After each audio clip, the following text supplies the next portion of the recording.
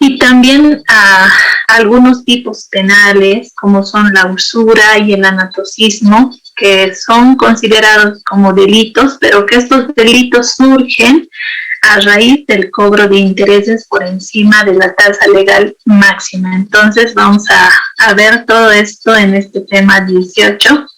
Una vez más les digo que es la teoría de los intereses. Después, antes de terminar la clase, unos minutos antes, vamos a discutir sobre nuestro examen final. Como ustedes saben, ya se han tomado los 3 exámenes parciales que valen 60 puntos en total, porque cada parcial valía 20, y nos falta fijar la fecha del examen final, que va a valer 30 puntos, 10 puntos se ha destinado a la asistencia, eso es con la revisión de las listas que se me han enviado.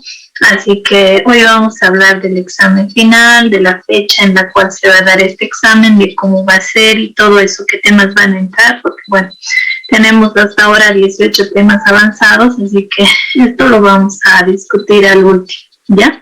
Vamos a comenzar justamente con este tema 18 y aquí en este tema vamos a referirnos a los intereses, ¿no? Cuando uno habla de intereses, en realidad está hablando de contratos. Los intereses no existen por sí solos, ¿no? Existen vinculados a un contrato que generalmente es el contrato de préstamo de dinero. No sé si me pueden habilitar la función de compartir pantallas, por favor. Entonces, doctora, en minutos, 1000 disculpas. Sí, no, está muy bien. Gracias. Ahora sí, doctora. Gracias, muchas gracias, compañero. Vamos a entonces iniciar. Como les decía, no existe la noción de interés, siempre va a estar vinculada a lo que es el contrato de préstamo de dinero. Una de las características que tienen los intereses justamente es la accesoriedad, que esto enseguida vamos a ir desarrollando estas características de los intereses, ¿no? Vamos a empezar dando un concepto de qué se entiende por interés. Hay varios autores que tienen sus propias formas de dar conceptos sobre lo que puede ser una determinada institución jurídica, así que yo siempre digo que uno puede leer cuantos textos desee en materia de obligaciones. El autor siempre va a definir cualquier institución utilizando sus propias palabras, ¿no? ¿Qué es el interés? Es toda ventaja de orden económico que obtiene una persona por haber entregado a otra un capital en préstamo. Este concepto es bastante sencillo, ¿no? Es una ventaja de orden económico. Dice que una persona obtiene, en este caso la persona que obtiene esta ventaja de orden económico sería el acreedor. ¿Por qué? Por haber entregado a otra persona, que es el deudor, determinado monto en préstamo, determinado capital en préstamo. ¿No? Todos dicen el interés es el precio que se paga por un crédito. Esto es mucho más breve. Fíjense que el interés vendría siendo el precio que está pagando el deudor por un crédito. También es válido, es un concepto breve, sin embargo, nos ayuda a poder entender en qué consiste el interés. Después tenemos ahí algunos antecedentes históricos, ¿no? En el Código de Hammurabi, que dicen que fue el primer código en establecer intereses, ¿no?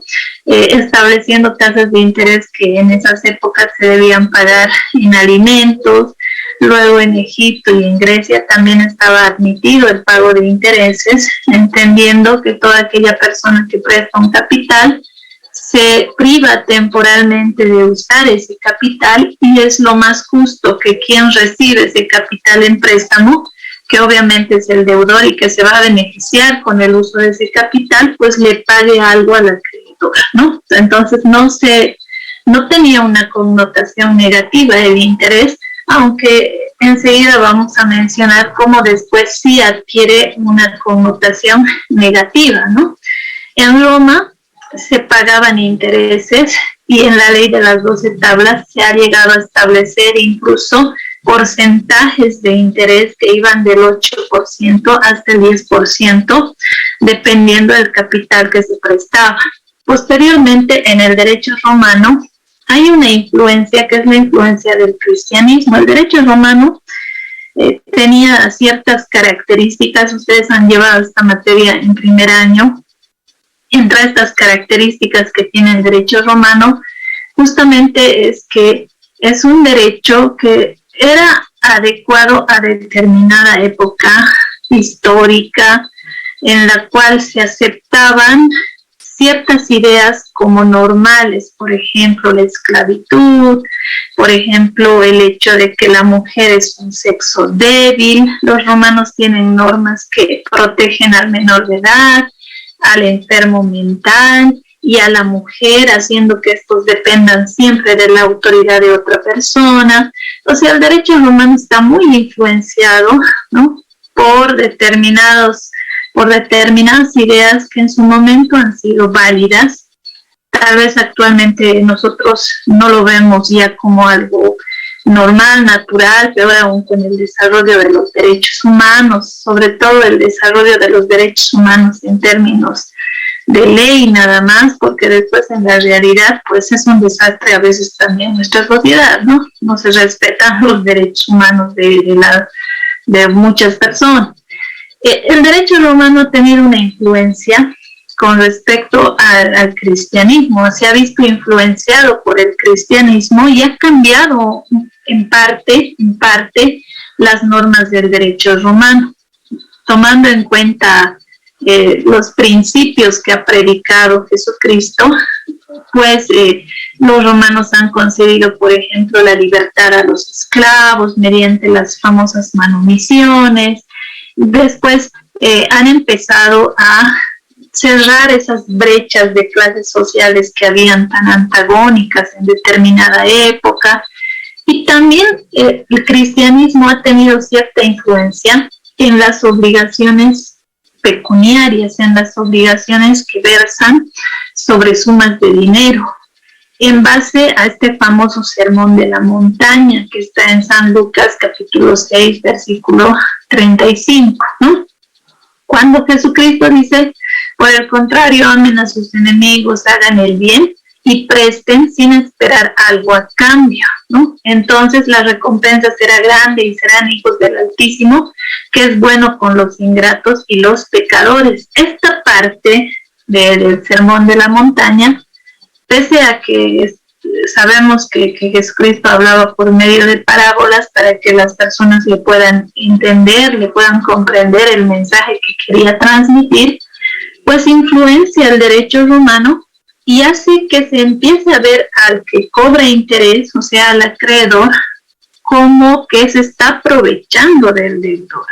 Entonces los intereses el cobro de intereses, pasa a tener una connotación negativa. Cobrar intereses no era negativo, luego pasa a ser considerado o empieza a tener cierta connotación negativa porque Jesucristo dice, presten sin esperar recibir nada a cambio. Ahora el acreedor, ¿qué está haciendo? Está prestando dinero. Entonces tendría que prestar en base a esta influencia del cristianismo sin esperar recibir nada a cambio. Si le cobra un interés al deudor, pues estaría, digamos, en cierto modo, aprovechando del deudor o no estaría cumpliendo como buen cristiano las enseñanzas de Jesucristo, ¿no? Y justamente este mensaje hace que en determinado momento se hable hasta de prohibir el cobro de intereses. El derecho romano ha optado siempre por regular las tasas de interés de tal forma que no haya acreedores que se aprovechen con el cobro de intereses que son excesivos, ¿no?, desmedidos, que al deudor lo coloquen en una situación ya incluso hasta de empobrecimiento, ¿no? ¿Qué características tienen los intereses? Actualmente, por ejemplo, si esto brevemente he hecho este resumen histórico, actualmente no se ve como algo malo el cobro de intereses, o sea, no es algo malo, es más, no falta quienes en materia civil, hay muchos abogados a los que a mí me gusta siempre leer, a otros colegas, escucharlos porque siempre se aprende de ellos, que dicen que el cobro de intereses tendría que ser un derecho del acreedor, pero como derecho no lo tenemos regulado en la Constitución, por ejemplo, ¿no? Pero dicen eso, es un derecho, no se ve como algo malo el cobro de intereses, es más, sería un derecho del acreedor que se está privando temporalmente de un capital que le está prestando al deudor. El deudor también se va a beneficiar con ese capital y es justo que pague algo por este beneficio, ¿no? Entonces no se lo ve como algo malo. Lo único que hace el Estado es regular las tasas de interés, no los prohíbe los intereses. Ahora, tal vez conciencialmente haya quien diga, pues yo presto y no cobro interés, pero bueno, eso ya es decisión de cada uno. Lo que la ley hace es regular las tasas de interés de tal forma que ninguna persona se aproveche de otra cobrando intereses altos, que eso también pasa habitualmente, ¿no? Nosotros queremos ver la parte legal, los efectos que producen estas normas que vamos a revisar, y ver qué se puede hacer en aquellos casos en los cuales se están cobrando intereses por encima de la tasa legal máxima. Lo que sí está prohibido es cobrar intereses por encima de la tasa legal máxima, pero después el cobro de intereses no se lo ve como algo malo, tampoco es algo prohibido, es algo que está, digamos, reconocido, ¿no? ¿Qué características tienen los intereses? La primera característica de los intereses, hay varias que las tenemos que desarrollar. Los intereses tienen la característica de ser accesorios, es decir, que los intereses no tienen un existir propio, siempre surgen en relación al préstamo de dinero, al préstamo de un capital, ¿no? Cuando el deudor cancela la totalidad de la deuda, pues ya los intereses también desaparecen. O sea, aquí aplicaríamos este principio de que lo accesorio sigue la suerte de lo principal. Al ser los intereses accesorios, cuando se ha devuelto el capital que el deudor debe, desaparece la obligación, se extingue la obligación por el pago, pero también se extingue lo accesorio que tiene esa obligación, que es el pago de los intereses, ¿no?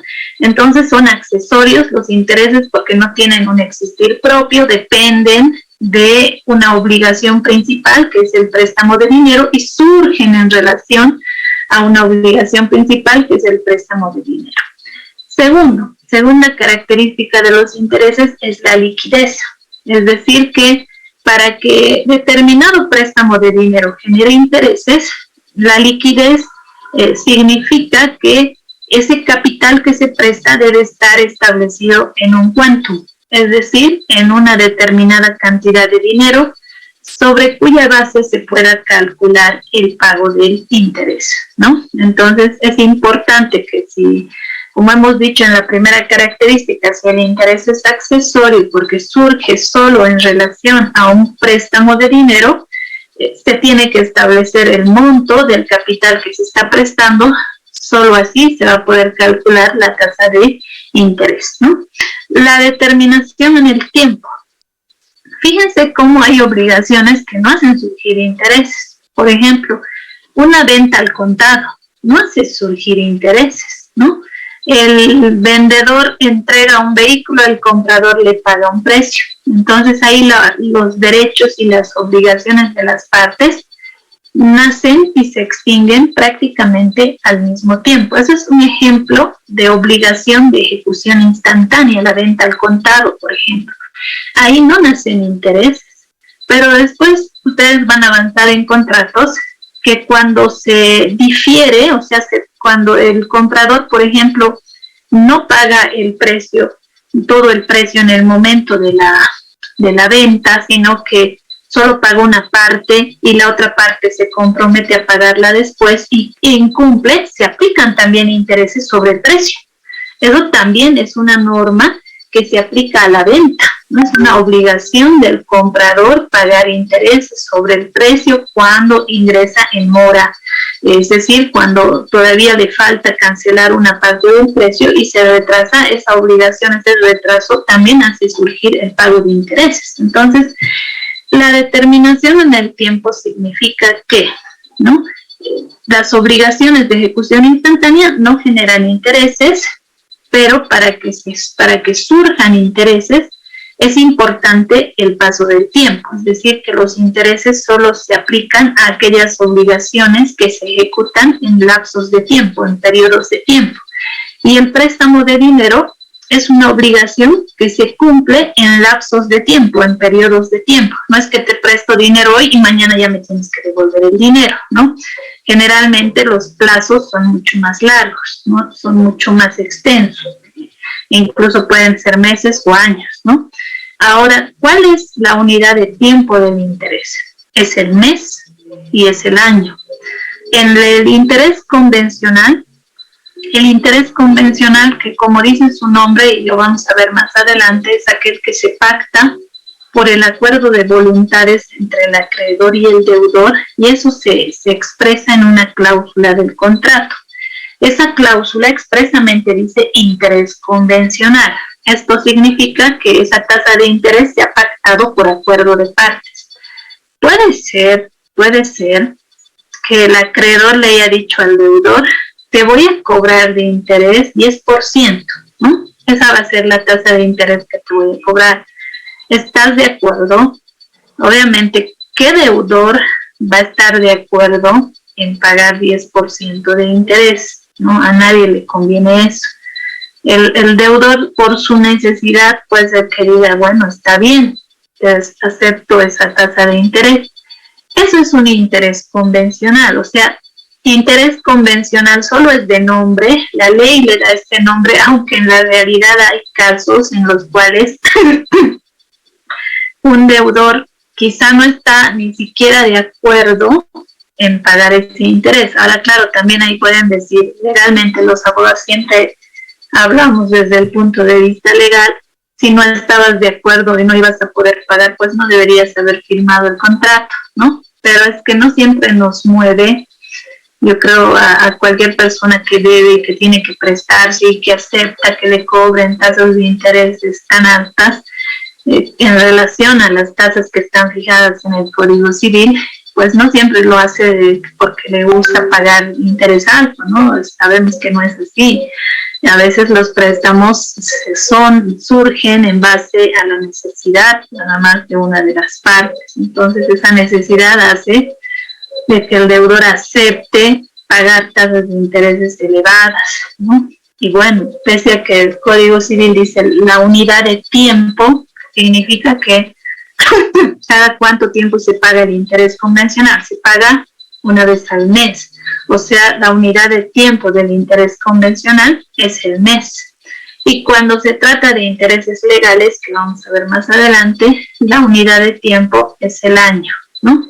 Así que si alguien cobra intereses, por ejemplo, cada 10 días o cada 15 días, de todas maneras igual está incumpliendo la ley, porque claramente la unidad del tiempo del interés convencional es el mes y del interés legal es el año, ¿no?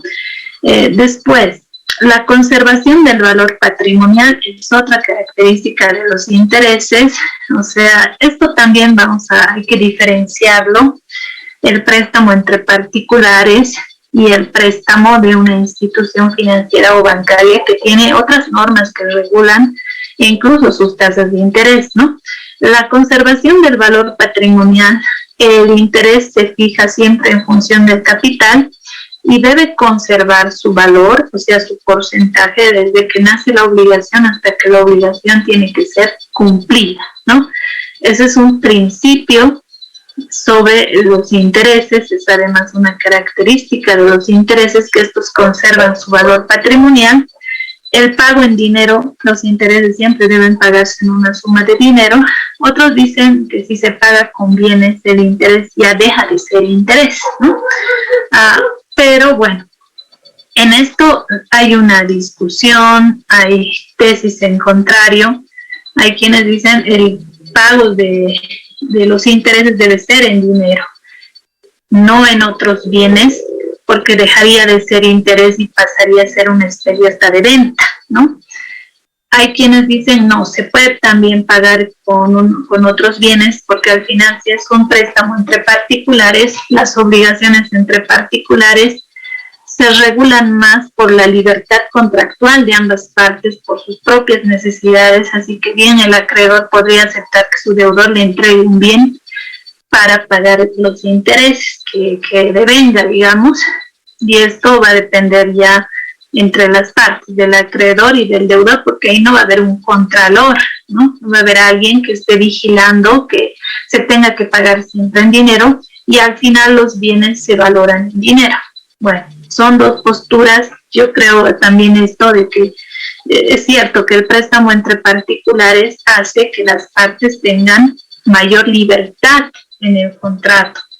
Yo como deudora puedo hablar a mi acreedor o acreedora y decirle, mira, te debo 2 meses de interés, se suma tanto, te pagaré entregándote, no sé, este bien, ¿no? Y si mi acreedor acepta, no va a haber ningún problema, porque como les digo, no va a haber una entidad que va a estar vigilando cómo está llevándose a cabo esa obligación, ¿no? No hay tampoco vulneración de derechos si la otra parte acepta. Así que bueno, eso también cada uno lo podrá interpretar, asumir una postura, ¿no? La obligatoriedad. Todo capital genera intereses. Si se presta un capital con determinado interés, su pago es obligatorio por parte del deudor, aunque también hay préstamos que se llaman en derecho préstamos a título gratuito. ¿Qué quiere decir un préstamo a título gratuito? No quiere decir que el acreedor le va a regalar el capital al deudor, no significa eso. Significa que el acreedor le va a prestar el capital al deudor, pero no le va a cobrar intereses. Generalmente a este tipo de contratos, que son préstamos de dinero, en los cuales el acreedor no cobra interés, les llama préstamos o créditos a título gratuito. No generan intereses, y esto también refuerza lo que decíamos en el punto anterior, ¿no? En la característica anterior, de que siendo derechos disponibles, siendo derechos que forman parte del patrimonio particular o privado del acreedor, bien podría el acreedor prestar dinero y cobrar intereses, pero también puede el acreedor prestar dinero y no cobrar ningún interés. También esto puede hacerlo, porque al final estamos hablando de un capital que se presta, pero que es un capital que integra un patrimonio particular o privado del acreedor. Entonces el acreedor bien podría prestar cobrando intereses o no hacerlo, ¿no? Generalmente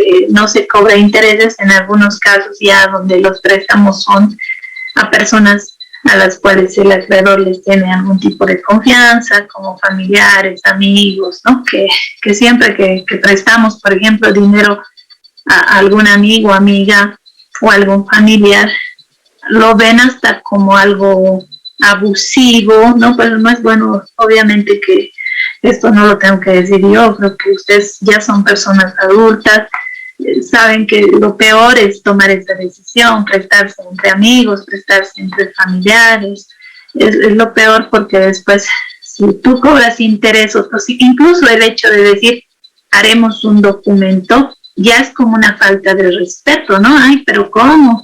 De lo que estudia derecho nomás le quiere hacer el documento para todo, pero justamente porque uno está en esto, sabe que no puede prestar sin tener acreditado esta obligación, ¿no? Ahora, en cuanto al interés, otros pueden decir igual, ay, que abusivo, o ya le había estado cobrando. Imagínate si demandas, ahí ya te expulsarán de la familia, ahí ya dejas de ser amigo. El dinero solo causa conflictos, destruye parejas, destruye amistades, no hay nada ya cuando hay este tipo de deudas, ¿no? La proporcionalidad es otra característica. El monto de los... ¿Qué significa proporcionalidad? O sea, esta característica de los intereses, ¿a qué se refiere? A que el monto de interés que se presta o a que el monto de capital que se presta va a generar intereses, pero esos intereses siempre tienen que ser menores en relación al capital, ¿no? Siempre la tasa de interés es tal que el porcentaje que va a pagar el deudor no va a superar el monto de la obligación principal, ¿no? Después, la determinación del monto. ¿Quién determina el monto de los intereses? La determinación del monto lo pueden determinar, del porcentaje de interés lo pueden determinar las partes contratantes, o sea, el acreedor y el deudor, en base a a esta libertad contractual que tienen, pero también lo puede determinar la ley, ¿no? A veces cuando las partes no han pactado interés, como hablábamos hace rato de los préstamos a título gratuito, pues ahí el acreedor no es por descuido, yo creo que es por una decisión personal que ha prestado y no ha querido cobrar interés. ¿Qué pasaría si a ese acreedor que ha prestado y no ha querido cobrar interés, igual le fallan y no le devuelven el capital, ¿no?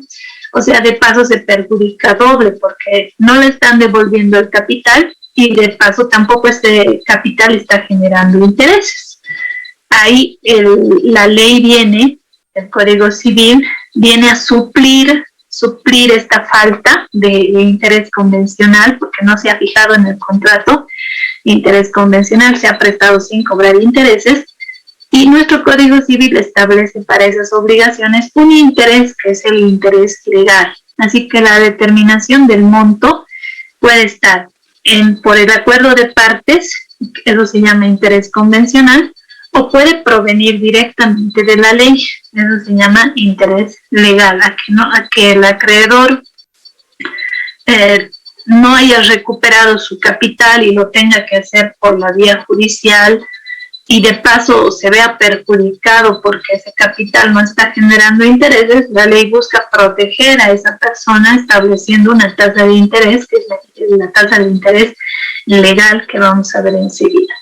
El interés debe ser expreso, es decir, debe estar estipulado por escrito en una cláusula del contrato. Necesariamente los intereses no se presumen, los intereses convencionales, como son aquellos que nacen por el acuerdo de voluntades del acreedor y del deudor, no se presumen. Es decir, que necesariamente tienen que estar escritos o fijados en el contrato, ¿no? Y solo el interés legal surge de la ley directamente en los casos que vamos a mencionar. Entonces, todas estas son las características o caracteres de los intereses. Los intereses son accesorios, se supone que el capital que se presta debe ser líquido, es decir, debe estar establecido en un determinado monto de dinero, solo así se puede calcular el interés, la determinación del tiempo, solo las obligaciones que se llaman obligaciones de ejecución sucesiva, prolongada, que son aquellas que se van cumpliendo en lapsos de tiempo, generan intereses, como el préstamo de dinero.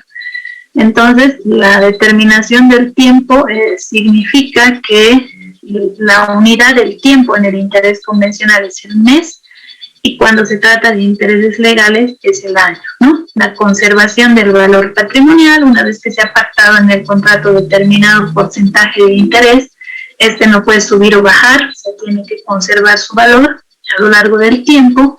El pago en dinero, necesariamente con estas dos posturas que les había explicado que existen, la obligatoriedad, si por contrato el deudor se ha comprometido a pagar intereses, lo tiene que hacer, es obligatorio el pago. La proporcionalidad, el monto de interés siempre debe ser menor que el capital. La determinación del monto, que puede estar dado por acuerdo de partes o venir directamente de la ley, y el hecho de que los intereses son expresos. Ahora, ¿cuáles son las clases de intereses que están regulados en nuestra norma? Tenemos tres clases de interés, ¿no? Primero, el interés convencional. Segundo, el interés legal. Tercero, el interés bancario, ¿no?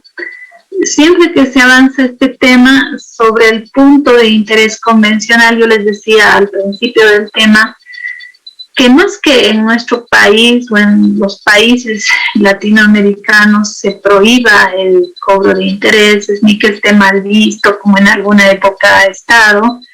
En realidad lo que hace el Estado es directamente poner límites. El Estado difícilmente a través de las leyes prohibiría que se cobre intereses, ¿no? Porque esto tiene que ver también con un asunto mucho más grande, tiene que ver con la economía incluso, porque los bancos, quieran o no, mueven también dinero, mucho dinero, ¿no? Y los préstamos entre particulares, pues de alguna manera también hacen que el dinero esté siempre ahí, ¿no? Girando, en movimiento, generando ganancias. De otro modo, ¿cómo entenderíamos que puede haber comercio, que pueden haber negocios, que pueden haber empresas? O sea, Sin los contratos, la maquinaria estatal no se movería. Los contratos son fundamentales, ¿no? Entonces, hay tres tipos de interés. El interés convencional y el interés legal, que es lo que vamos a ver, están regulados en el Código Civil, y el interés bancario está regulado en otras normas, ¿no? Vamos a ver primero el interés convencional. Su nombre lo dice. Interés convencional es aquel que surge por el acuerdo de voluntades entre el deudor y el acreedor expresados en el contrato. El hecho de que la ley, el Código Civil, le llame interés convencional, que es aquel que surge por acuerdo de partes, de ninguna manera significa, o no siempre significa, que el deudor esté muy de acuerdo, ¿no? O sea, no lo tomaremos literal esta palabra interés convencional, ¿no?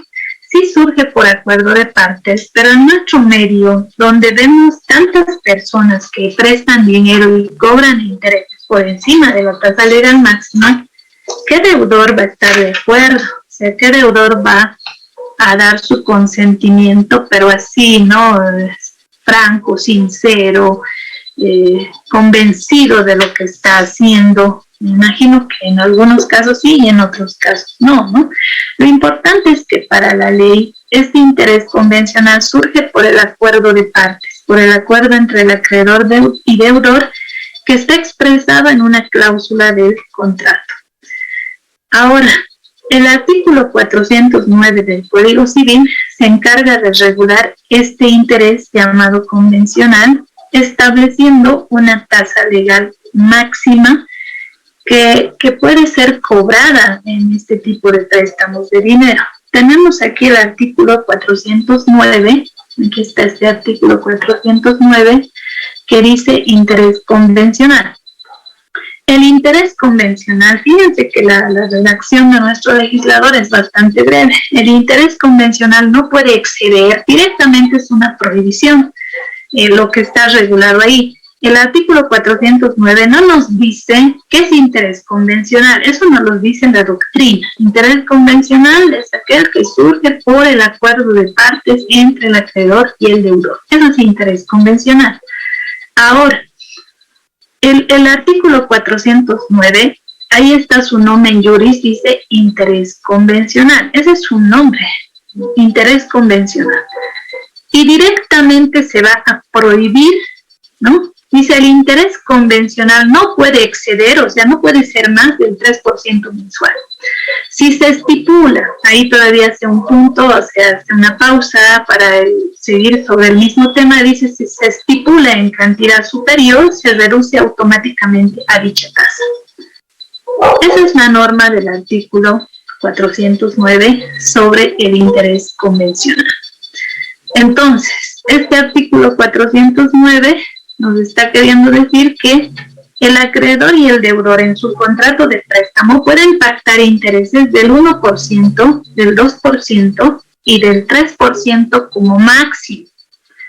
No más que eso, dice, no más que eso. Porque dice, no puede exceder del 3% mensual.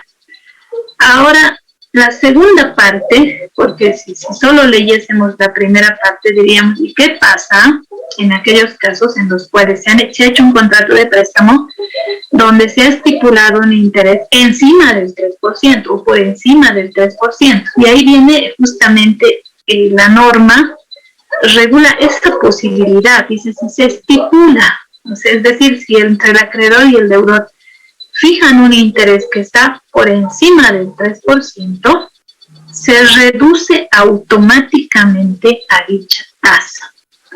O sea, si a mí mi acreedor me está cobrando un interés del 5%, según esta norma, tendría que reducirse al 3% directamente. Y todavía nuestro legislador dice, se reduce automáticamente. ¿Y qué entendemos nosotros por este término?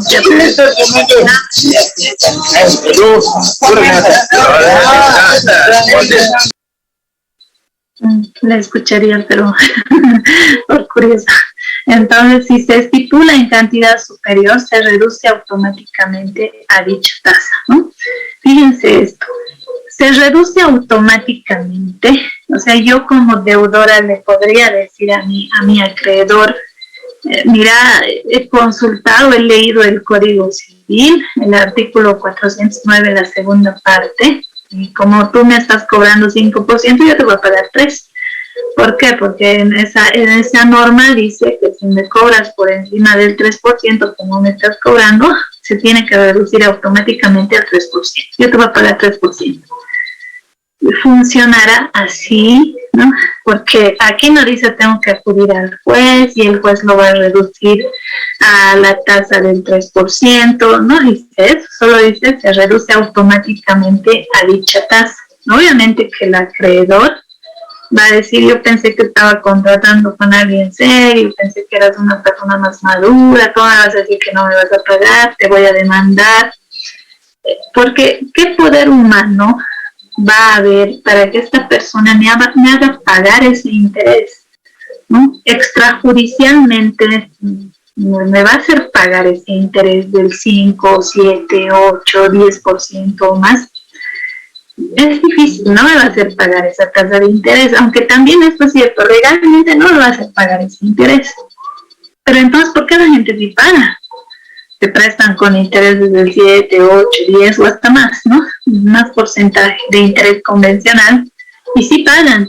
Porque también vivimos en una sociedad donde evidentemente hay leyes, pero también prima la ley de la fuerza.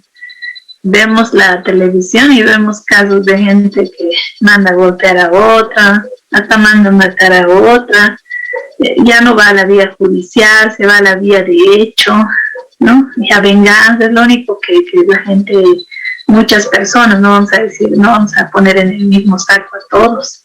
Y hay deudores que se asustan porque ya hasta son amenazados, y se ven obligados a hacerlo, o a veces aceptan ya eso también como algo normal, ¿no? Dicen, bueno, yo siempre me presto con esta tasa de interés, yo sé, así siempre me prestan, así que yo voy a cumplir, ¿no? Imagínate, si el deudor dice, a mí me prestan siempre con una tasa de interés del 8% y yo siempre pago así, yo sé bajo qué parámetro me está prestando y yo voy a cumplir. Lo mismo que decíamos hace rato, si el acreedor dice yo voy a prestar y no voy a cobrar interés, al final es su capital, ese capital forma parte de su patrimonio, puede hacer lo que quiera, no le van a controlar, no va a haber un contralor ahí para que esté viendo qué está haciendo, no hermano, no puedes prestar sin cobrar interés, es tu derecho, ¿no? ¿Quién va a decir eso? Nadie. Y lo mismo lo aplicaríamos para el deudor. Si el deudor dice, bueno, yo sé que me están prestando con un alto interés, pero yo pago. Yo tenía una amiga que así se prestó con 10% de interés. Y me acuerdo que alguna vez hablando le dije, ¿por qué pagas ese monto de interés? Porque así siempre me presto. Si yo me presto y la persona de quien me presto siempre me salva. Cuando yo necesito, me presto. Pero yo también sé que ese es el monto que me está cobrando. Entonces yo le pago porque así siempre nosotras dos estamos acostumbradas a contratar. ¿Y qué le dices frente a eso? ¿No? ¿Qué dices? O sea, tú dices, no, ¿cómo pues vas a pagar así? ¿Qué tal?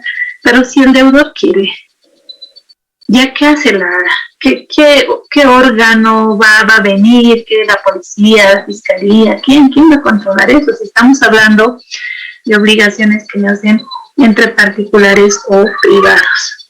Entonces, esta segunda parte de la norma del artículo 409, la segunda parte que dice si se estipula en cantidad superior, se reduce automáticamente a dicha tasa. Si nosotros la tomamos textual como está ahí, todo interés que sea arriba, que esté fijado arriba del 3%, pues ya excede la tasa legal máxima, ¿no? Incumple la ley, comete delito, incluso lo vamos a ver en la última parte de este tema, el acreedor está cometiendo incluso un delito que se llama usura. Pero, y ahí viene el pero, ¿no?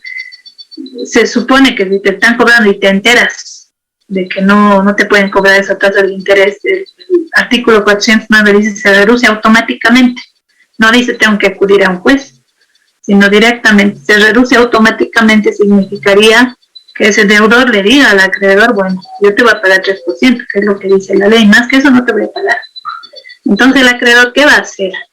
Extrajudicialmente no va a poder hacer más que demandarle, le va a tener que demandar. Y si esto llega a conocimiento del juez, el juez lo va a reducir, obviamente, que no va a pagar más del 3%, ahí sí es facultad del juez reducirlo a la tasa legal máxima que sería el 3% mensual, pero eso significa lo que decíamos hace un momento, eso es ganarse enemigos, ¿no? Y como a veces las partes ya se conocen, ya han tenido préstamos anteriores, pues es una cuestión hasta bien delicada, ¿no? De decirlo. Alguna vez tuve la oportunidad de enterarme a través de las redes, ¿no?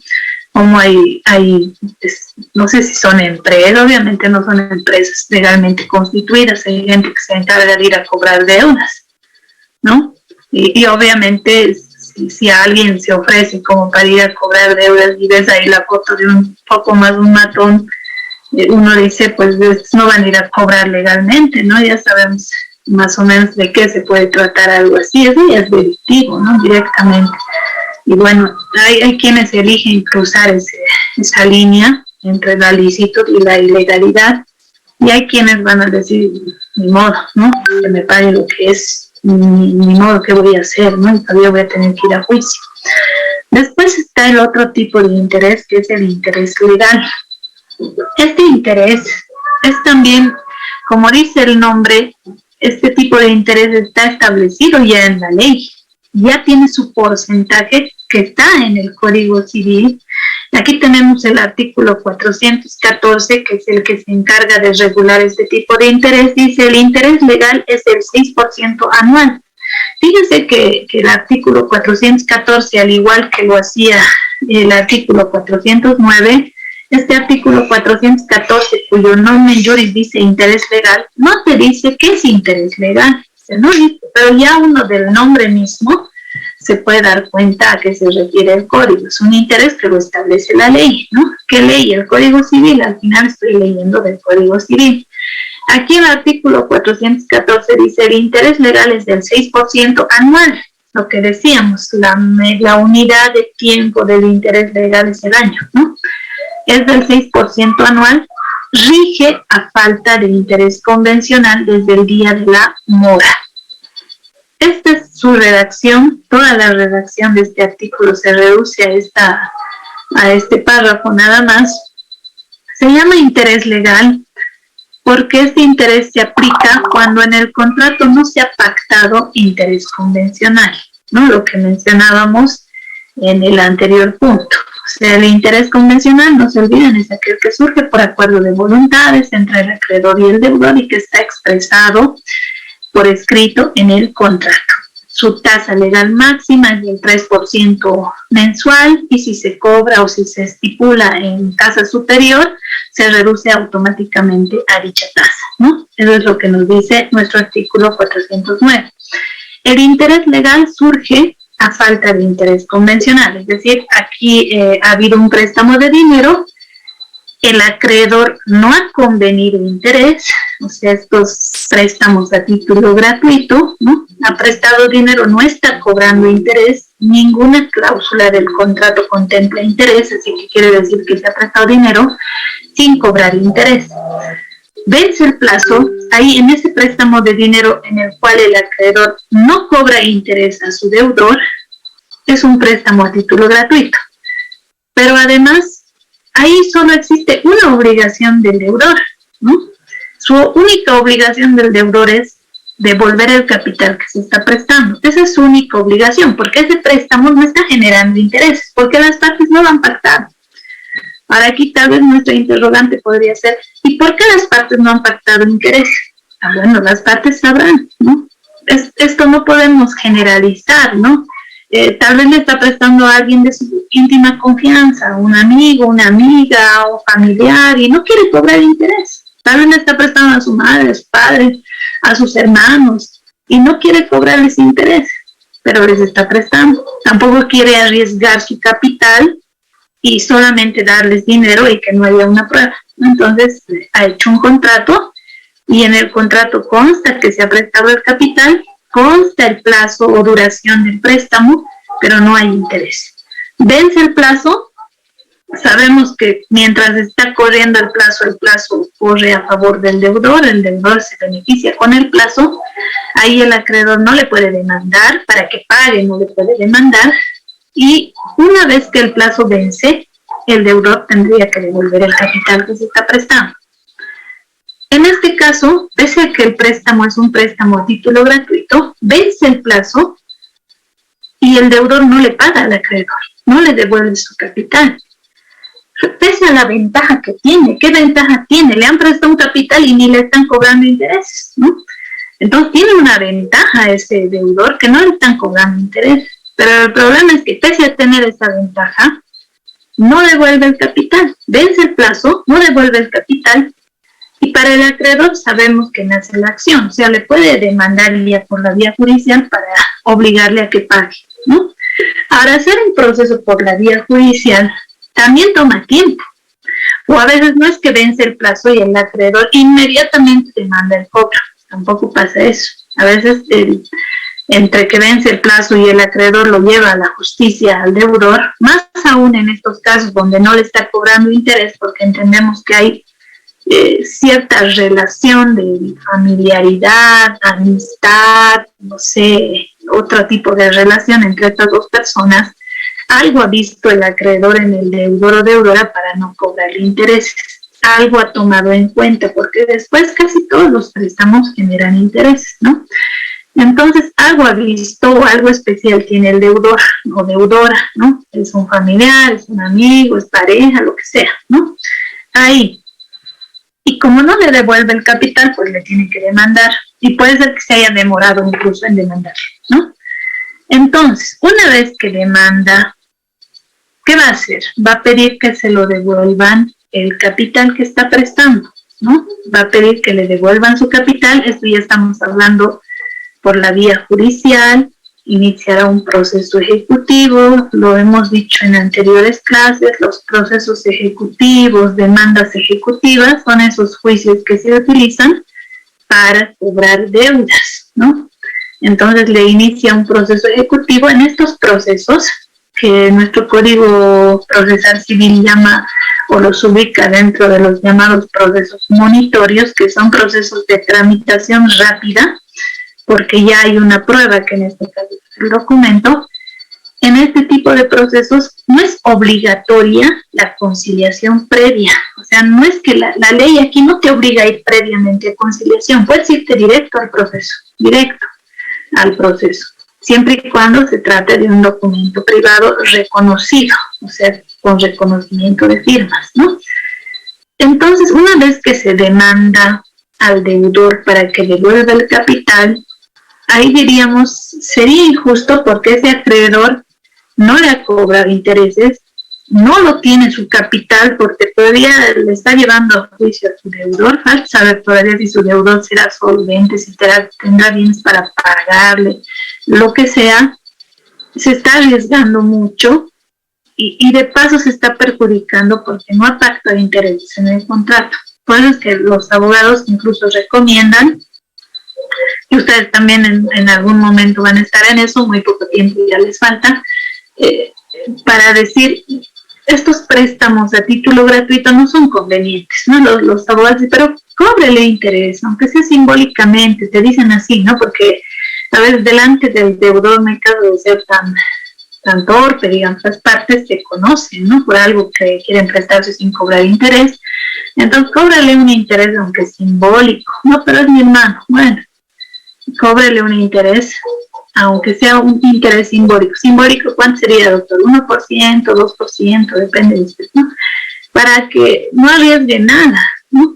Porque si no le va a cobrar, y como decimos, va a seguir toda esta travesía el acreedor de tener que llevarlo a juicio al deudor para poder cobrar o recuperar su capital, ahí se va a aplicar desde la ley el llamado interés legal. En esos casos se aplica el interés legal para este tipo de obligaciones en las cuales el acreedor ha prestado pero no ha cobrado interés, no ha pactado interés convencional, ¿no? Entonces ahí va a correr este interés legal y este interés legal lo va a hacer pagar ya el juez es del 6% anual. O sea, una vez al año, ¿no? Por cada año que incluso se haya retrasado, el deudor va a pagar el 6% que se calcula sobre el total del capital que le han prestado.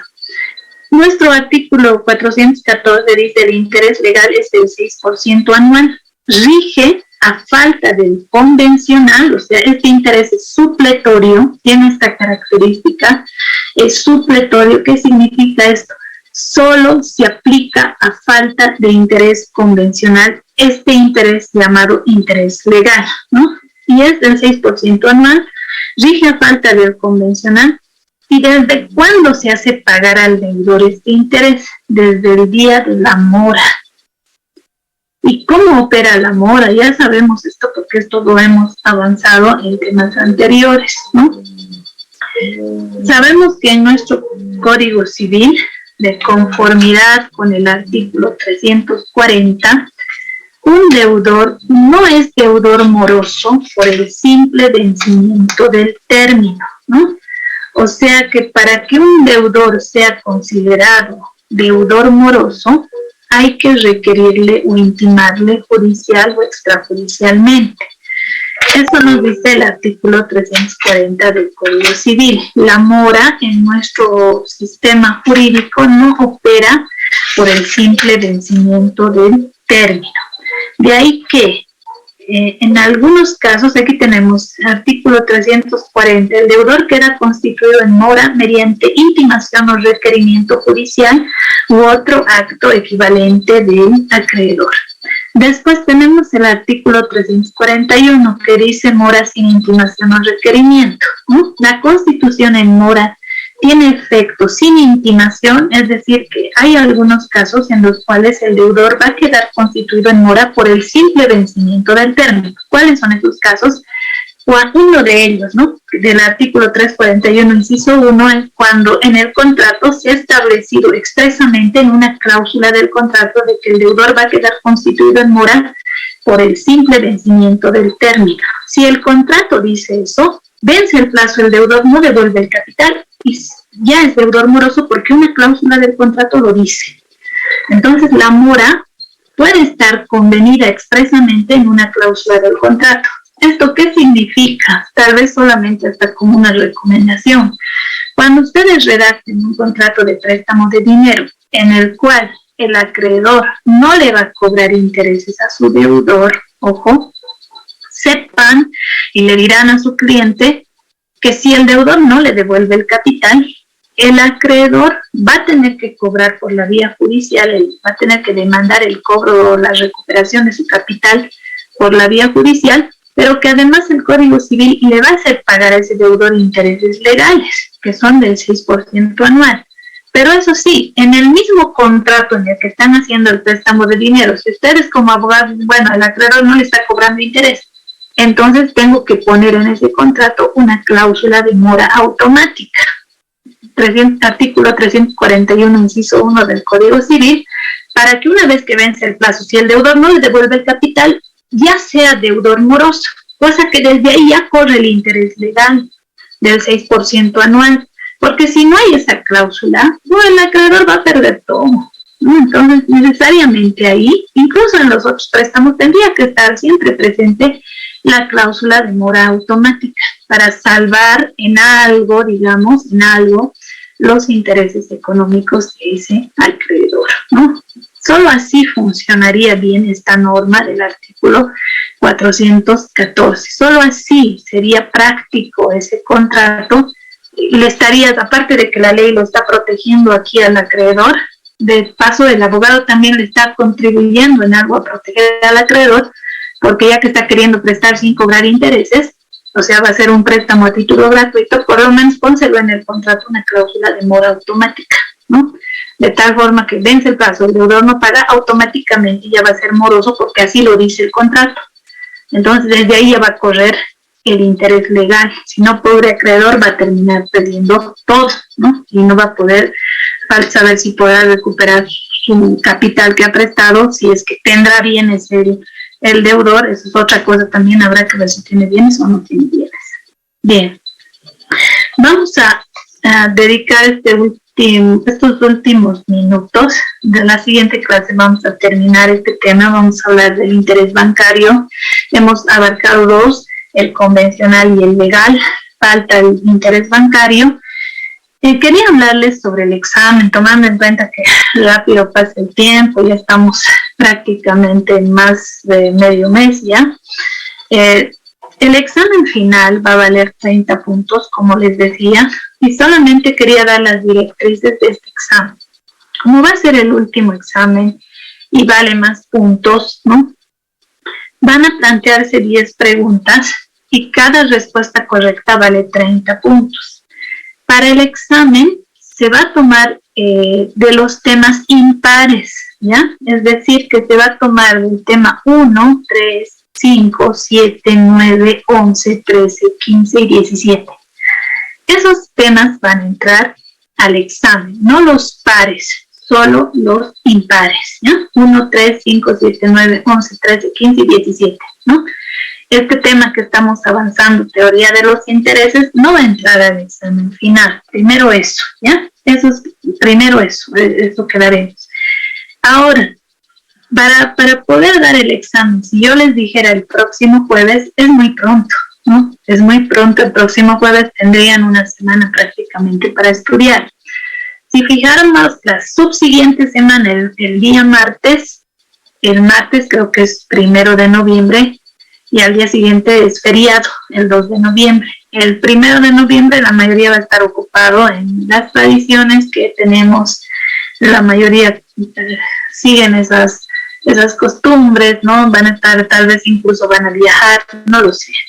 Entonces me parece conveniente como fecha de examen final el jueves 3 de noviembre, o sea, el jueves, tomando en cuenta la hora también que lo damos, que pasamos clases de 8 a 9. Va a durar 40 minutos el examen, va a ser en Classroom, pero bueno, lo de la fecha sí habría que coordinar, porque yo no sé si tienen otro examen, ¿no? El jueves 3 de noviembre. Primero, ¿estarían de acuerdo en dar el jueves 3 de noviembre? ¿Qué les parece?